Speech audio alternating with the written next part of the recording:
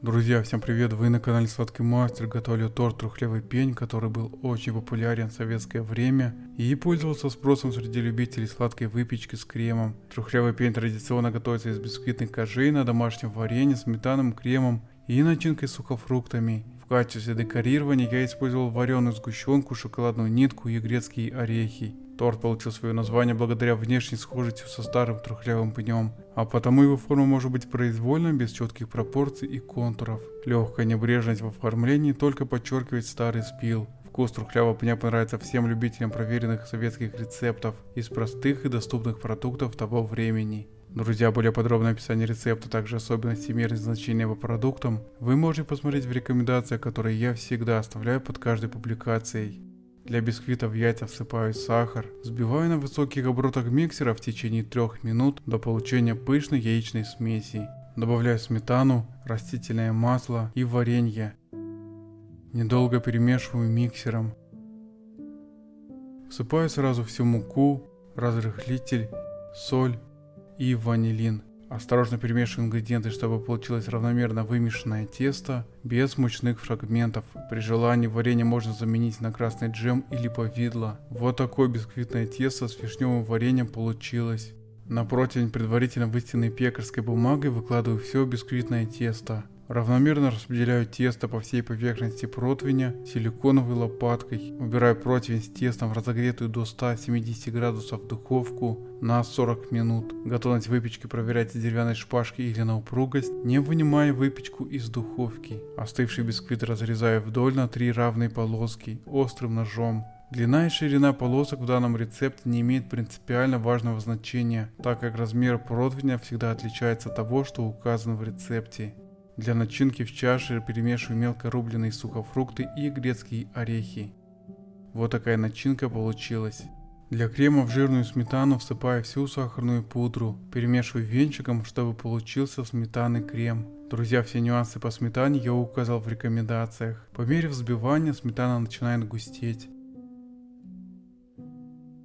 Вот такой сметанный крем, который имеет четкую форму и при этом держится на венчике, и должен получиться. Перед сборкой торта каждую бисквитную полоску необходимо разрезать на 2 половины, чтобы в итоге получилось 6 тонких бисквитных полосок. Вот такие пористые и ароматные бисквитные полоски внутри. На разрезанные 2 полоски наношу сметанный крем удобной лопаткой.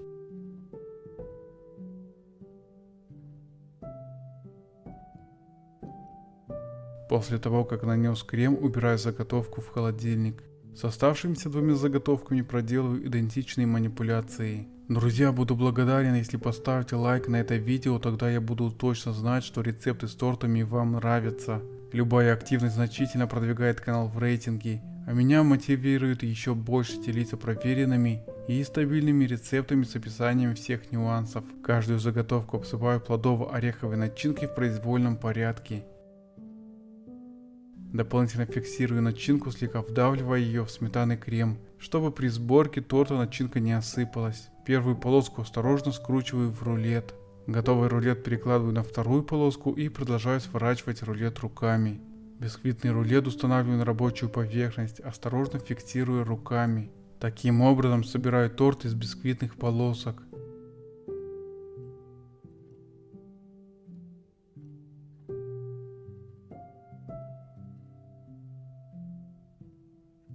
Сверху устанавливаю разъемное кольцо. Выкладываю ацетатную ленту между бисквитом и кольцом. Хорошо фиксирую кольцо, чтобы уплотнить заготовку. Накрываю заготовку от обветривания и убираю в холодильник минимум на 8 часов для пропитывания и стабилизации. После холодильника снимаю разъемное кольцо. Убираю силиконовый коврик, отделяю ацетатную ленту. Сметану для декорирования взбиваю до стабильных пиков. Друзья, всегда помните, чем жирнее сметана, тем стабильнее и плотнее крем получится. Вот так должна держаться сметана на венчике после взбивания. Взбитую сметану наношу на боковину торта удобной лопаткой. Сметана должна только покрыть торт тонким слоем. Оставшуюся сметану наношу на верхушку торта, чтобы закрыть все зазоры. Шпателем выравниваю торт, вместо шпателя можно воспользоваться ножом. Вареную сгущенку наношу на боковину торта в виде мазков, имитирующих кору дерева. начиная снизу и резко обрывая сверху, чтобы максимально приблизить оттенок цвета под пень. Оставшуюся варенку распределяю по верхушке торта силиконовой лопаткой. Металлической палеткой наношу дополнительные узоры, чтобы создать древесный рисунок коры. При отсутствии палетки воспользуйтесь кухонным ножом. Дополнительно декорирую торт растопленным шоколадом в виде шоколадной нитки, чтобы придать срубу явный вид.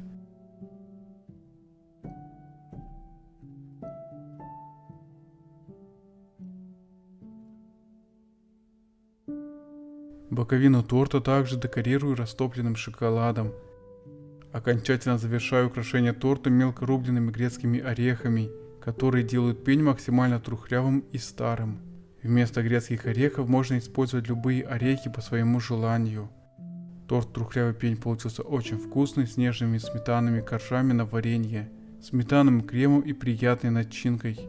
Варенка не только придает идентичную внешнюю схожесть с лесным пнем, но отлично дополняет вкус торта. Шоколад с орешками в декоре при разрезании похрустывает, придавая торту завершенный вид. Приготовьте торт трухлявый пень и покажите, какие пеньки у вас получились. А я обязательно все работы опубликую при формировании подборки тортов от подписчиков в видеоформате. Спасибо, мои дорогие, за подписку, лайки и комментарии. Тем самым вы продвигаете канал.